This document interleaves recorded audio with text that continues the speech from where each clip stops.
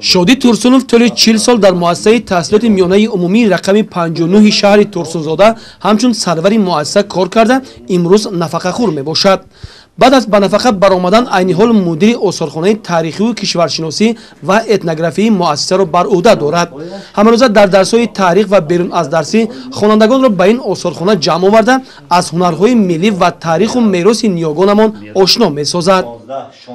نگارهایی که در آثارخانه موجودند اکثریت تاریخ کهن دارد، یعنی از عصر 15 16 17 گرد آورده شدند و از جمله من چرخه رساندگی من در اینجا من تهمون ها صندوق ها گهواره ها من کندکاری درهای کندکاری کرده شده البته تاریخی خیلی کهن دارد.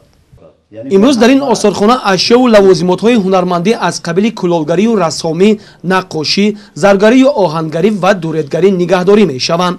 باید گفت که تأسیس آثارخانه در مؤسسه‌های تحصیلات میانه عمومی این به تربیت وطنپرستی، احترام به میراث نیاگان و به افتخار وطنداری خوانندگان تاثیربخش است.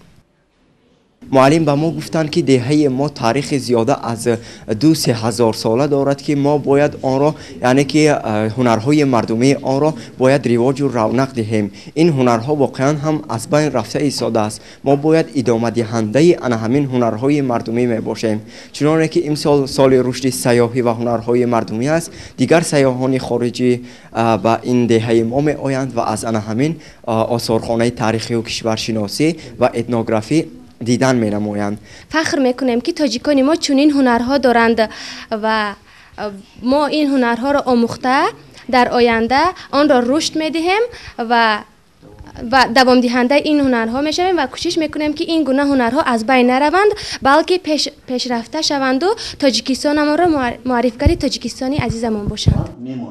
شادی ترسونوف میگوید که طول فعالیت 40 ساله در این آثارخانه تا امروز از جانب آموزگاران، پدر و مادران و خوانندگان این دبستان نزدیک به 2000 نگاره ها جمع آوری کرده شده است. دانیم که پدر و اجدادان گذشته ما چطور زندگانی میکردند.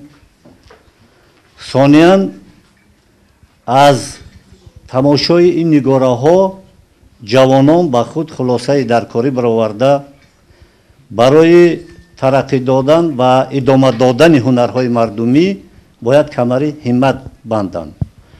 البته انا همین آثارخانه برای رشد هنرهای مردمی موقع خاصه و رول اساسی می‌بازد. شادی ترسونوف در آینده کوشش می‌نماید که باز هرچی بیشتر آثارهای تاریخی و فرهنگی را از دست مردم جمع آورده به این وسیله نورسان و جوانان را با تاریخ نیاگانمان از نزدیک آشنا سازد. گزارش خورشید علیمون فیروز میرزایف از شهر ترسونزاده برای برنامه اطلاعاتی نوید.